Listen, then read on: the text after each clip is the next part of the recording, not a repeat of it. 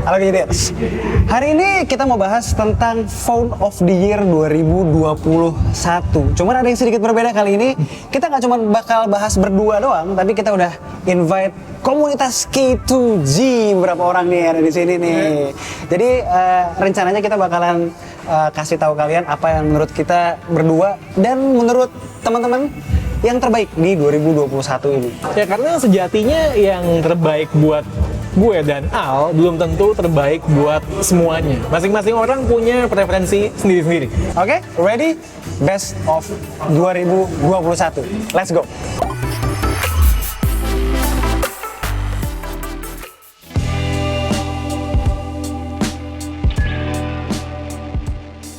Kategori pertama yang kita mau bahas adalah smartphone terbaik budget mepet. Untuk kategori ini jujur gue dan Al nyobanya nggak terlalu banyak, mungkin 2-3 handphone. Jadi kayaknya kurang fair kalau kita yang ngejudge, kita mau lempar ke teman-teman menurut mereka di kategori ini apa yang terbaik, baik yang dari mereka udah pernah nyoba atau yang udah mereka pernah tonton. Kita coba lihat. Ya, kita habis berembuk nih sama teman-teman. Kayaknya kita sepakat ya kemarin yang udah dibahas juga di K2G itu Infinix 10S ya, Hot 10S ya. Itu layak lah jadi kandidat the best budget mepet phone gitu, of the year ya. Ya enggak? Harga segitu, bayangin harganya nggak nyampe 2 juta. Kita udah dapetin layar yang oke, terus 90 Hz, terus baterainya irit 6000. Dan yang penting tuh UI-nya kayaknya oke ya ketimbang kompetitor lah. Ini the best drama phone juga kayaknya. Sempat bikin drama-drama di sosmed gitu. Jadi layak ya Jelaing ya, setuju ya. Oh ya, sip. Pemenang menurut kami nah Infinix Hot 10S. Oke.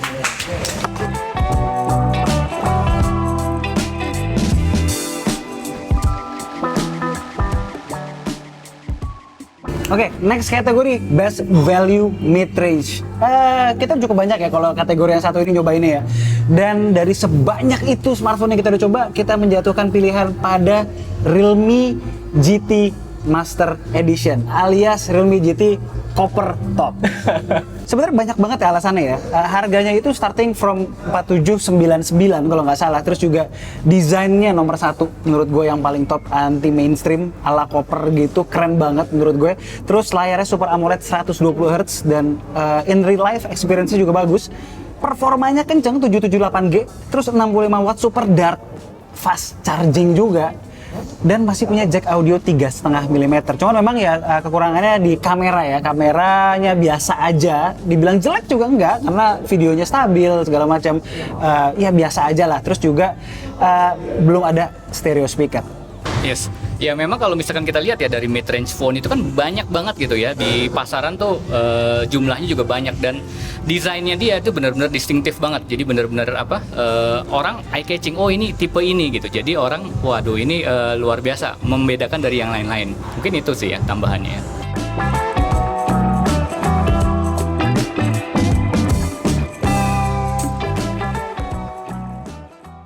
Kategori berikutnya adalah Best Mid-Range Phone. Kenapa kita di Mid-Range ada banyak kategori? Karena ya Mid-Range banyak banget tentang harganya. Yang mulai dari 4 jutaan, 6 jutaan, 7 juta, bahkan 8 juta. Jadi kita pecah-pecah. Gue dan Al udah punya pemenangnya buat kategori ini. Cuman kita pengen nanya sama teman-teman kira-kira tebakan mereka sama pilihan kita berdua bener apa enggak? Kalau kita ngomongin mid-range, kalau dilihat dari reviewnya Bang Al selama ini sih yang paling kelihatan nih mukanya excited banget jelas.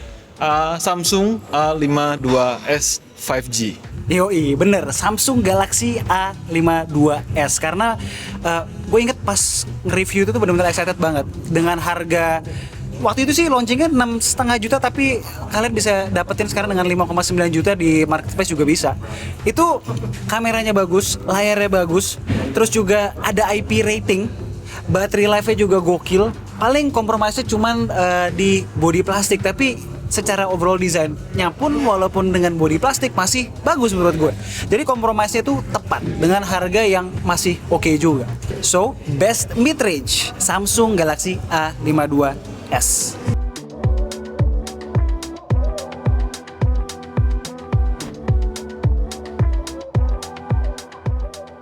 Kategori berikutnya adalah smartphone terbadak. Terbadak di sini maksudnya bukan paling tahan banting ya, tapi yang ketahanan baterai atau durabilitas baterainya paling gokil. Dan di sini kami semua sepakat semuanya 100% handphone terbadak di tahun 2021 adalah iPhone 13 Pro Max. Dari drivernya gue dan Bobby. Dan bisa dibilang handphone flagship masuk kategori terbadak cukup hebat. Bukan cukup hebat, hebat banget. Kenapa? Karena SoC-nya adalah SoC yang ganas, powerful, dan juga baterainya masih under 4500 mAh doang. Dan ya betul, pengalaman gue sejak ini gue pre-order kemarin beli, itu sepanjang hari gue pakai berat-berat banget pun maksimal paling dikit masih ada sisa 20%. Itu udah berat banget. So, handphone terbadak tahun 2021 versi K2G adalah 13 Pro Max.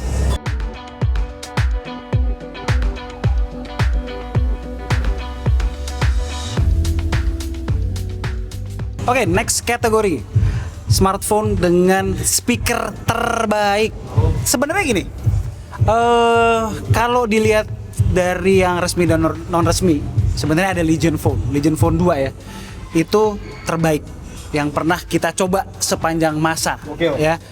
Tapi ya kalau versi resminya, siapa lagi kalau bukan Mi 11 Ultra dan Mi 11 biasa. Itu suaranya sampai sekarang buat ukuran smartphone yang bukan gaming ya, smartphone biasa ya. Itu top banget asli suaranya. Nggak ada yang bisa ngalahin, yang 2 kali lipatnya harganya pun masih belum bisa ngalahin.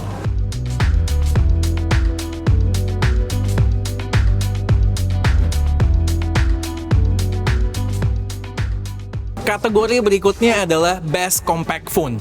Nggak ada argumentasi, yang terbaik adalah Zenfone 8. Handphone kecil, semua fiturnya hampir nggak ada yang disunat. Bahkan headphone jack aja masih ada. Gokil nggak tuh? Dan yang paling penting, harganya itu bersahabat dengan kantong. Kurang lebih 8 juta. Cuman problemnya ada tetap satu. Launchingnya, rilis resmi di Indonesia, telat pakai banget.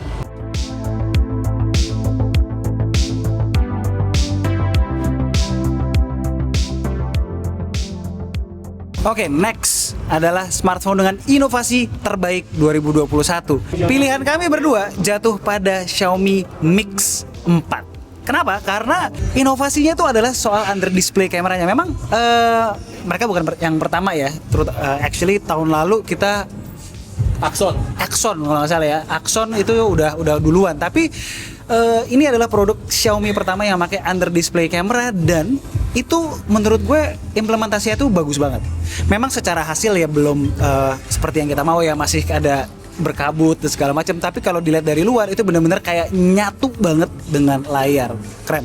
Mudah-mudahan tahun depan inovasi ini semakin dikembangkan dan berlanjut dan semakin banyak hadir di banyak smartphone lain.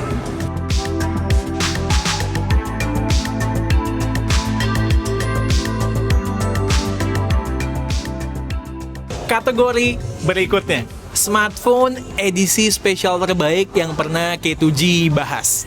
Ini kita lempar ke teman-teman aja ya. Dari teman-teman semua pasti udah banyak nonton video K2G, handphone yang special edition. Menurut kalian, yang mana yang paling kece? Menurut gue paling niat itu Oppo Reno 6 Pro Plus yang Conan Edition. Dari rumahnya, dari warna, bisa berubah warna, semua complete package itu. Emang benar-benar collectible item untuk sebuah handphone special edition. Yoi, jadi memang dari semua HP special edition udah pernah kita coba, which is banyak banget ya. Itu yang paling niat adalah si Conan Edition itu.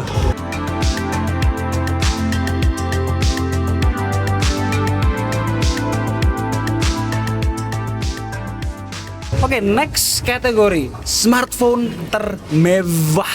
Mau gimana pun juga, ini no contest. Pemenangnya adalah Samsung Galaxy Fold 3. Karena di luar kegunaannya yang luar biasa, itu kalau soal prestige, lo buka Samsung Galaxy Fold 3 di depan orang, ditaruh meja depan orang, lo buka begitu, itu ya kan bener-bener terlihat begitu mewah. Menurut gue lebih mewah men daripada iPhone 13 Pro Max.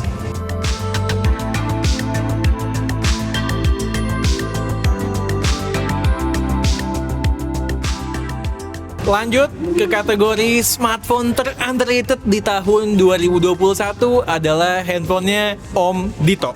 Karena begini, pas itu keluar hype-nya tuh nggak terlalu gede, nggak terlalu besar ya hype-nya ya. Tapi begitu kita beli, kita coba, kita cukup surprise dengan smartphone-nya. Itu kameranya tuh gokil banget dan menurut gue ini membuka jalan bagi X70 Pro supaya hype-nya bisa jadi gede kayak sekarang.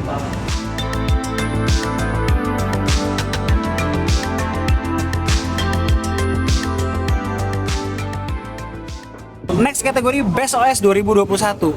Pilihan kami berdua jatuh pada Vanilla Android 12. Lompatnya tuh jauh banget dari antara 11 sampai 12. 11 tuh begitu vanilla, begitu plain sampai bisa dibilang kekurangan fitur. Masuk ke 12 jadi berlimpah fitur. Dan ini tentunya akan berpengaruh pada manufacturer OS lainnya yang akan keluar di tahun ini maupun tahun depan. Good job Google.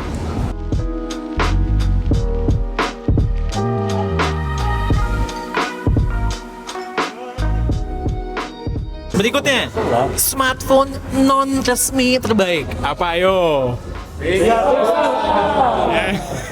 Ya jelas lah ya, gimana ya jelasinnya ya. Peningkatannya luar biasa banget, terutama dari generasi sebelumnya, dan dibandingkan dengan kompetitor-kompetitor yang keluar tahun ini, harganya juga sangat masih masuk akal. Jadi untuk overall package-nya bagus, harganya oke, ya cuman ya sayangnya non resmi.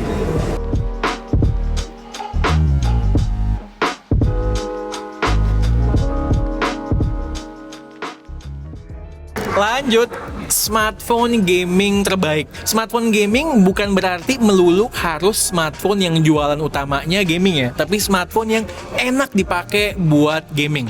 Kalau gue adalah Vivo iQOO 8 Pro. Kenapa? Karena walaupun ini handphone jualan utamanya gaming, tapi keseluruhan package-nya itu bener-bener wah. Bahkan kameranya bisa bersaing dengan handphone flagship beneran. Ada inovasi juga dari segi in-display fingerprint dan lain-lain. Throttling-nya pun juga nggak separah Snapdragon 888 lainnya. Ya. Ini udah plus ya. Nah kalau dari segi kere-horenya yang lebih murahnya maksudnya, itu menurut gue adalah Realme GT Neo 2. Kenapa? Karena yang pertama adalah 870 ya. 870 mungkin gadgetir semua udah pada tahu. Chipset flagship favorit K2G di 2021 ini. Kencengnya oke, dinginnya oke, tahan baterainya tahan lama juga oke. Dan 870 ini disematkan di GT Neo 2 yang secara overall itu menurut gue enak banget buat main game. Ada 3 kan? 2 udah gue sebutin dan Al sebutin. Satu lagi ada yang bisa nebak apa nggak apaan? Kayaknya ini penerus handphone ini nih, Poco F3.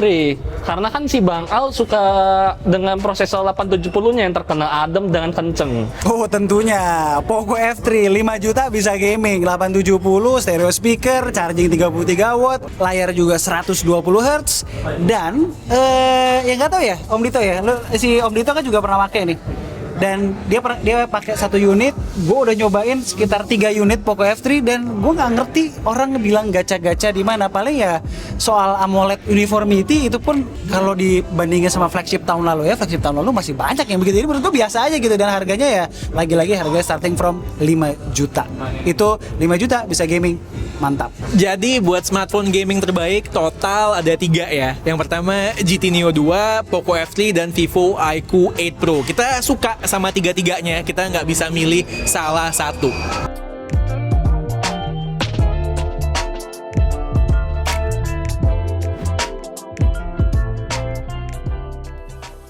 Next kategori Best Camera Phone 2021. Ini sama kayak handphone gaming tadi ya. Pemenangnya ada 3 karena memang kita benar-benar nggak bisa milih di antara ketiga ini karena tiga-tiga ini sama-sama bagus dan punya strength and weakness masing-masing. Yang pertama adalah, apalagi kalau bukan Huawei P50 Pro. Ini belum keluar resmi di Indonesia, kita udah nyobain unit China-nya, dan kabarnya bakalan keluar resmi mungkin awal tahun depan katanya. Dan ini benar-benar bagus banget, dari fotografi bagus, videografi juga bagus. Sementara next-nya adalah Vivo X70 series, baik yang X70 Pro maupun yang X70 Pro Plus kita pernah coba ya. Itu juga gokil peningkatannya dan benar-benar apalagi terutama fotografinya, kekuatan utamanya adalah di fotografinya. Dan kalau di X70 Pro ya gimbalnya itu, bagi yang udah pernah nyoba, lo pernah nyoba ya Bob ya? Bob, lo pernah nyoba ya yang X70 Pro stabilisasinya benar-benar gila ya. Ya, teman-teman kita juga udah pernah nyobain, ada yang pakai X70 Pro juga, dan itu stabilisasinya gimbalnya benar-benar gokil.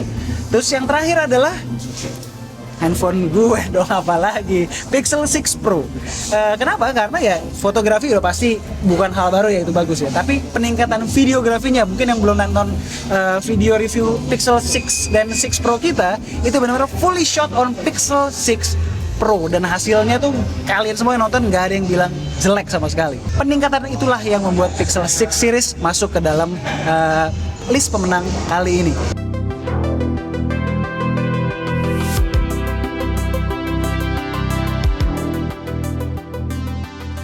Handphone terganteng di tahun 2021 menurut kita adalah Oppo Reno 6 5G. Gila, ini gue kehabisan kata-kata untuk menggambarkan seberapa gantengnya handphone ini. Desainnya ngotak, di tangannya itu feel-nya solid, padat, dan premium banget. Kaca belakangnya ini juga keren teksturnya, walaupun desainnya matte gini, tapi nggak berasa kayak murahan kayak yang lainnya gitu ya. Ya intinya ya ganteng, gimana lagi. Cuman ya memang sayangnya ya kegantengan ini terlalu mendominasi, jadi beberapa hal lainnya ya kurang, termasuk harganya ya, waktu itu pada launchingnya masih terlalu mahal.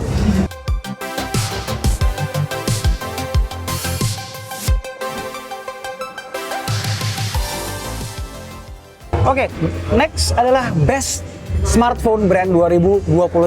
Pilihan kami jatuh pada Samsung. Alasannya simple ya, karena Samsung berani mendobrak pakem mereka selama bertahun-tahun dan memberikan sesuatu yang luar biasa tahun ini. Contoh, di seri mid-range ya, dulu apa sih ada di pikiran kita soal seri mid-range Samsung? Yang pertama, harganya mahal dan yang kita dapetin nggak worth it sama sekali, nggak value deal sama sekali speknya. Sekarang tuh benar-benar totally berbeda. Jadi value deal, jadi worth it, terus juga mereka berani ngasih competitive advantage yang jelas. Mereka bisa ngasih berbagai fitur flagship masuk ke seri mid-range nya, IP rating, tele, OIS, dan macam-macam. Terus kalau kita ngomongin soal flagshipnya itu lebih gila lagi. Mereka berani ngapus seri Note yang menurut mereka ini sama aja nih, bakalan sama aja sama seri S, dan mereka menggantikannya dengan seri foldable yang ternyata terbukti memang strategi yang tepat, terutama karena harganya dipangkas dari 30 jutaan jadi hanya 25 juta untuk Fold 3, dan belum lagi soal Galaxy Flip-nya, Flip 3-nya yang benar-benar terbukti memang laku juga di kalangan cewek-cewek terutama, atau orang-orang yang mementingkan stylish phone dengan teknologi foldable. Menurut kami benar-benar ya, Samsung tahun ini top banget, dan mudah-mudahan tren positif dari Samsung ini berlanjut di tahun depan.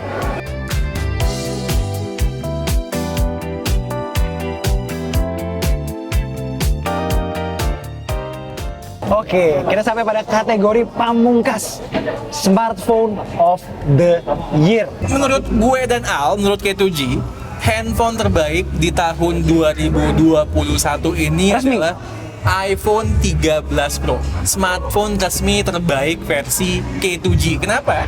Alasan yang pertama, karena di tengah-tengah SoC flagship Android yang kurang oke, performa dari SoC flagship Apple seperti biasa menyenangkan.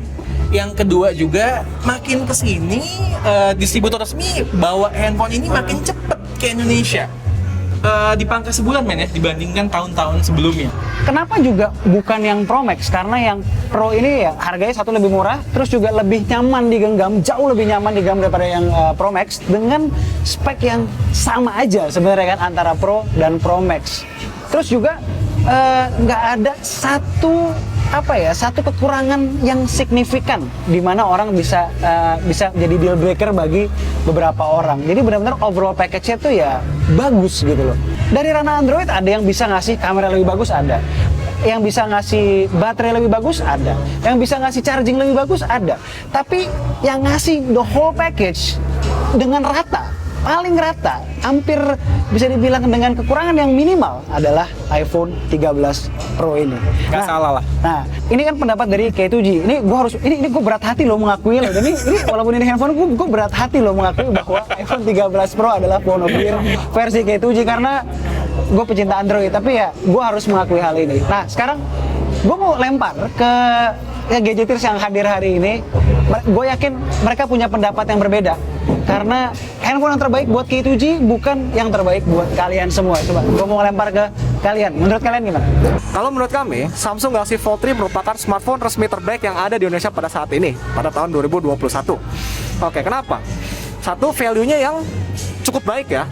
Di harganya malah lebih murah dibanding 2 iterasi sebelumnya. Dan yang kedua adalah fitur-fiturnya yang bisa kita bilang cukup lengkap ya, apalagi untuk kuliah, untuk kerja.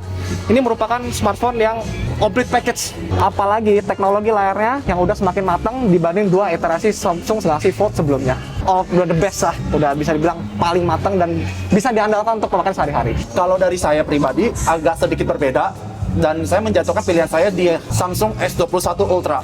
Mengapa? Karena saya melihat S21 Ultra itu mempunyai sebuah keseimbangan yang terbaik di antara seluruh HP resmi yang ada di Indonesia.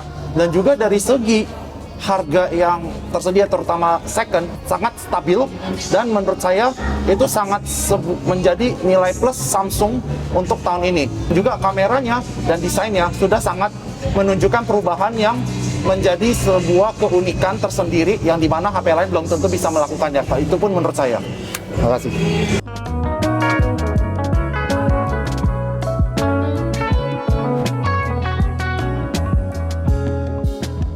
Oke, jadi itu adalah smartphone terbaik ala K2G di tahun 2021 ini. By the way, ini dari tadi yang ngomong semua gadget enthusiast semua. Kalau nggak percaya, lihat ke bawah. Ini nih. Koleksi barang-barangnya betul-betul unik-unik semua. Mantap. Terima kasih buat teman-teman semua yang udah hadir. Semoga kita bisa sering-sering gathering seperti ini lagi. Buat kalian yang pengen join komunitas K2G, jangan lupa join Telegram grup kita di bawah supaya kita bisa ngobrol-ngobrol semua lebih dekat. Anaknya asik-asik, di sini nggak ada yang fanboy norak gitu, nggak ada. Semuanya open minded, asik-asik, gadget enthusiast sejati semua. Itu linknya Telegram grup kita ada di deskripsi. Oke, sekian video kali ini. Gue Satish. Gue Alesa. Tunggu racun-racun kami berikutnya. Bye guys. Bye.